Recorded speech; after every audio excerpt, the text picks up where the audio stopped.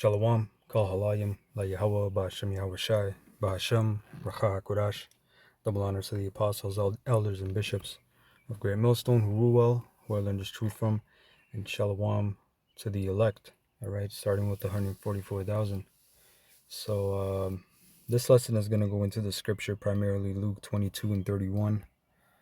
All right, and let's see where the Spirit takes it. This is Luke 22:31. And the Lord said, Simon, Simon, behold, Satan had desired to have you, that he may sift you as wheat. But I have prayed for thee, that thy faith fail not. And when thou art converted, strengthen thy brethren. Right? So this is going into Yahweh Shai. He's telling Simon, which is another name for Peter, pretty much, look, Satan wants to sift you. All right? But Yahweh Shai prayed for him that his faith fail him not, because this thing is about faith, right? Once your faith is gone, I don't care what laws and how many videos you do, you're going to be led away by the tempter. You know, you're going to be sifted, right? And when we look up this word sift in the Greek, okay, the word sift is synadzo, right? Synadzo, which means to sift, shake, and a sieve, figuratively by inward agitation, to try one's faith to the verge of overthrow. You know, so pretty much what you take from that is, look, you're gonna be in this truth, you're gonna be in various situations that it's gonna try your faith in various ways, by not only family members, not only people in the world, right? Like how we brothers always tell you brothers, about, you're gonna be, you young brothers, you're gonna be tempted, you're gonna be tested by your family members, by co-workers and all that. But this thing even goes deeper, man. Once you start coming up, you're gonna have agitations within the body. As Paul said, you have schisms in the body, right? So not everyone's gonna get along, you know. Personalities clash, spirits clash, right? That's just how it goes. You know, as they say in boxing, styles make fights.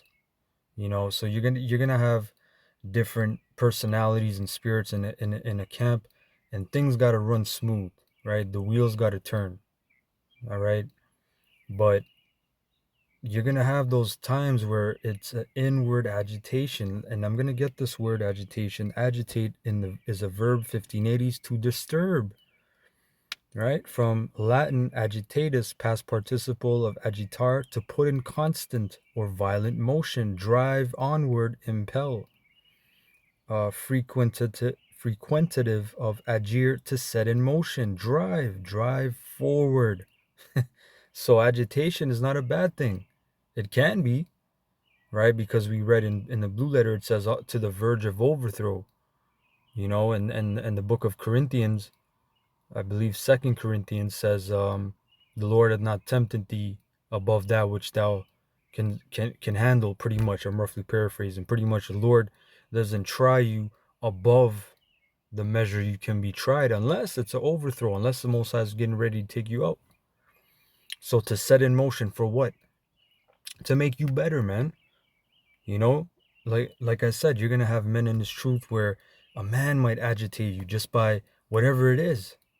He might be speaking a certain way. He might say certain things, and some of those things have to get ironed out. You might have to speak to the brother. But other times, it's just how the brother is, man. You can't do anything about it. And it'll piss you off. You might be pissed off at camp. Those times, you got to make yourself better. Pray to the Lord that he may guide you, that he may correct your spirit, or maybe correct that brother's spirit. Pray for that brother. That's another thing, man. Some guys don't pray for brothers. Pray for that brother. Pray for a brother that you're having an issue with. Pray for yourself that everything is all right with you. You're not angry with your brother. If you're secretly angry with your brother, you're pretty much a murderer, man. You know, you're in that spirit of Cain. How are you going to be angry with, yeah, I love you, how about Shimmy Shai, but I'm angry with my brother? Nah, man. You know, that's coming in that spirit of Antichrist. So to set in motion, that's a good thing, to drive, right? Figuratively, to incite to action. keep in movement, to stir up. You might be, you might be, um, uh, what's that word? Sedentary, still in mud, in filth, in a swamp. Lord stirring you up. No, no, no. You gotta be rivers of living water. You gotta be a river. You gotta flow, baby, like Bruce Lee, right? You gotta be like water. You gotta flow. What you put water into a cup, it becomes the cup. You put water into a bottle, it becomes the bottle. you know? So that's how you gotta be, man. Whatever situation the Lord puts you in, hey, that's just what I'm in. And I can tell you from personal experience, man, you know, you're going through hell in your life and things ain't going right of what you expect things to be and how you expect to be at the age you are. You want things for yourself. You want more, which is there's nothing wrong as a man to want more, but you gotta take it in perspective, man. Where are you? You're a prisoner. You're the exile captive. First of all, we're exiles. We're not in our land. We don't have a land. As the book of Hebrews 13:14 says, we have no continuing city, a country, but we look for one to come, right? So we're exile and we're captives until Yahushua comes back. So you gotta, hey, take it on the fucking chin, man. What are you gonna do? When you're in prison, what are you gonna do? What are you gonna do? You're gonna stir shit up, go in solitary, get tear gas, get beaten by billy clubs? You know? You're gonna lift weights. You're gonna read. You're gonna, do your thing, man. Make the time pass in a righteous way. Same thing in this truth, man. We're prisoners, bro. So to agitate is not a bad thing necessarily. It's to stir you up in a righteous way. Now it might be to stir you up in a wicked way as well, to sift you out. The apostles on down. We always talk about sifting, right? The apostles, bishops, elders on down. The brothers. We always talk about sifting, man. Right? That's sifting. See, so it says to stir up, from PIE, ag, to drive, draw out, or forth, right? And draw out, for me, when when I read that, it made me think of the word education, meaning to bring forth, to bring out, to draw from within, to move. So hey, you got to be busy in this truth. You got to move. So sometimes you're sedentary, man. You're just in your filth and you're just having all kinds of thoughts, and the Lord's shaking you up, man. Things are happening in this truth, in this ministry. You're seeing the bug outs come out, spewing their madness, the false prophets and all that. So back here, yeah. So to pretty much, to try one's faith to the verge of overthrow, and that's why Yahushua said, "I pray that thy faith fail thee not," right? That thy faith fail not. And when thou art converted, right, strengthen thy brethren. In the NLT, it says, "But I have pleaded in prayer for you, Simon, that your faith should not fail. So when you have repented and turned to me again, strengthen your brothers." You're going to go through shit. You're going to go off. You're going to get rebuked, admonished, maybe suspended. Things are going to happen. Brothers are going to talk rough to you. It's not going to feel nice. You're going to get agitated. You're going to get stirred up in the spirit. But which way are you going to go? Are you going to say, fuck this? These guys, man, fuck these guys. They're always picking on me. I'm always in counsel. I'm always, nah, bro, you gotta say, look, the Most High is stirring up the spirit for me to go more so in the righteous path. Because clearly I've been too sedentary. I've been too still. I've not been in motion. So the Lord's putting me in motion. But is he putting me in motion to wind up out of this truth, or to strengthen me? You got to pray on that, man. You got to pray for that. Let's go to 2nd Ezra 7 and 2 in the GNT. It says, "He said, 'Stand up, Ezra, and listen to what I have come to tell you.' 'Go ahead, sir,' I said. He continued, 'Picture in your mind a broad, immense sea spreading over a vast area, but with an entrance no wider than a river. No one who wishes to enter that sea, whether to visit it or control it, can reach its broad expanse of water without passing through the narrow entrance. Or take another example. Picture a city built on a plain. The city is full of all good kinds of things. It's like the city is full of all kinds of good things, but the entrance to it is narrow and steep, with fire on one side and deep water on the other. The one path between the fire and the water is so narrow that only one person at a time may walk on it. If anyone inherits the city, and this is representing, of course, the kingdom of heaven, if anyone inherits the city, he cannot take possession of his inheritance without passing through this dangerous entrance, right? And like I said, the entrance to the kingdom of heaven is narrow, and it's going to be filled with all these different things that's going to stir you up pretty much to make you a better man in this truth, a better servant to Yahweh Bashem Yahushai, and a better brother to the whole body in general. You know, it's not going to feel nice, man. When the eyes are on you, when the lights on you, you can't go to this brother, you can't go to that brother. Nah, the light is on you, the spotlight's on you right now. It doesn't feel good, right? Verse 10, that is right, sir, I said. That is how it is with the people of Israel, he added. Now let me go. Actually, let me keep reading. I made this world, verse 11, for their sake, but when Adam broke my commands, the world came under my judgment. Then the entrances into this world were made narrow and difficult to travel. They were rough, dangerous, and few in number. But the entrances to the great world to come are wide and safe and lead to immortality. Everyone who lives must walk the narrow and meaningless ways of this world in order to receive the blessings stored up in the world to come. See, so this place is meaningless, man. Right? But at the same time, you got to keep that balance of I got to pay my bills, my car note, my insurance. You know, you can't just say, oh, everything's meaningless. I'm just gonna, fuck it. You know, not pay my hydro and the water cuts off, whatever. You know, nah, you gotta balance that shit in a way to where it works. But you know in your mind that hey, this is bullshit, pretty much, right?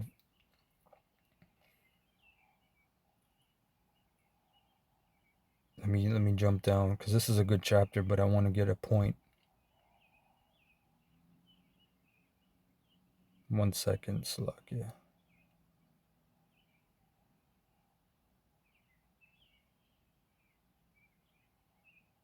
Bear with me 1 second.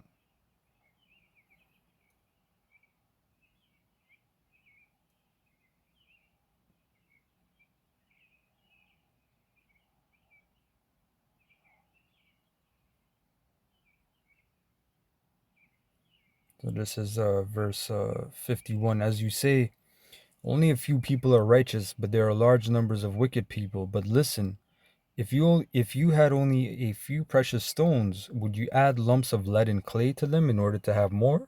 Surely no one would do that, sir, I answered. Take another illustration, he continued. The earth itself will give you an answer if you humbly ask it, whether it produces more gold, silver, copper, iron, lead, or clay. There is more silver than gold, more copper than silver, more iron than copper, more lead than iron, and more clay than lead. So judge for yourself which are more desirable and valuable, common things or rare things. I answered, Lord and Master, the common things are cheap. It is the rare things that are valuable. All right, he replied, so draw the logical conclusion. The person who has what is scarce has more reason to be pleased than the person who has what is plentiful. So hey, that what ties into that is I know that thou art poor, but thou art rich. I know that poverty, but thou art rich. In the book of Revelation, when Yahweh Shai said that. So we got to be happy we got these things. We have the precious things, man. We got the precious treasures of the Lord. All right. Verse 60, it's the same with the judgment that I have promised. I will be pleased with the few who will be saved because they are the ones who now praise and honor me and make my name known. I will not be sad about the large number of people who will be lost because even now they last no longer than a vapor. They disappear like fire and smoke. They catch fire, blaze up, and quickly go out. Then I said to the earth, look at what you have done when you gave birth to the rest of the creation. You gave birth to reason. It would have been better if you had never been created. Hold on, that was pretty much it on that. Now, I wanted to get one verse in that chapter that's only in the KJV, verse 54. It says, "For we have walked in unpleasant places, man." You know, and that's the whole condition. Hey, that there's another scripture that says this is the condition of the battle. I don't know if this is the same chapter, but pretty much. Oh yeah, right there for verse 57. Then answered he me and said, "This is the condition of the battle which man that is born upon the earth shall fight." You know, so hey, we're in a condition, man. We're in these bodies that are. It's a low position. It's a low estate. We're giving up to our impulses, man. To this flesh, to the lust of the flesh. The flesh always wants more and more. The flesh always wants you to feed it. You know, that's why when you fast, it's complaining, man. It's at first it's hard, right? Because the flesh is saying, "What the fuck's going on? I'm used to eating and drinking and delighting and being merry and joyful. This shit is sad." But that's why it's so good to fast, man. So part of that unpleasant is in this truth being bitter. And when you really look at that micro, that when you really scope it out in detail, it's going to really agitate you within the brotherhood as well, man. That's my main point on this lesson. Let's go to the book of Amos about Sift, Amos 9. Like I said, man, this is not a cakewalk in the least bit. This is a very serious thing. It's not just the people in the world that are demons and your family and whoever the hell else, your co-worker, the cop that pulled you over or whatever. It's brothers in the truth. You have to, you got to get along to the best of your ability. You got to, first of all, you got to love the brotherhood. You got to love the brothers, man. Yahweh said all the laws can be fulfilled in these two. Love the Most High with all your heart and love your brother, love your neighbor. So if you're out here secretly angry with your brother, and like I said, you don't need to get along with the brother. You don't need to be buddy with a brother. Nowhere does it say, you got to be super tight with a guy to get salvation, but you do got to respect him. If you have a problem with him, you better tell him one-on-one. If that don't work out, get 2 or 3 witnesses. If that don't work out, get the church. Right? There's a process. There's a due process, man. That man might be of the elect. That man might be Ezekiel. That man might be Judah. That man might be whoever. You don't know who that man is, right? Point is, that man might be the Most High's man. So hey, you know what I mean? Like I said, there's forward brothers. There's brothers that are so-called nice. I'll use that word, even though I don't like, it's a stupid word. The word means stupid. I just mean a very courteous brother, soft-spoken, so to speak. And then there's other brothers that are more rougher. They'll say, "Hey, you're on some bullshit, bro.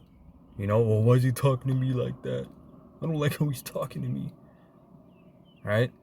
That's that agitation. That's that stirring up. Hey, you're a bitch ass. You're in the spirit of a bitch ass. You got to get stirred up. Put it in drive, man. Put it in drive. Put it in fifth gear. Amos 9:9. For lo, I will command and I will sift the house of Israel among all nations, like as corn is sifted in a sieve, yet shall not the least grain fall upon the earth. Right? And when we look up this word sift in the Hebrew, the word is nawai, which means to quiver, totter, shake, reel, stagger, wander, move, sift, make move, wave, waver, tremble. So it's not nice. It don't sound nice.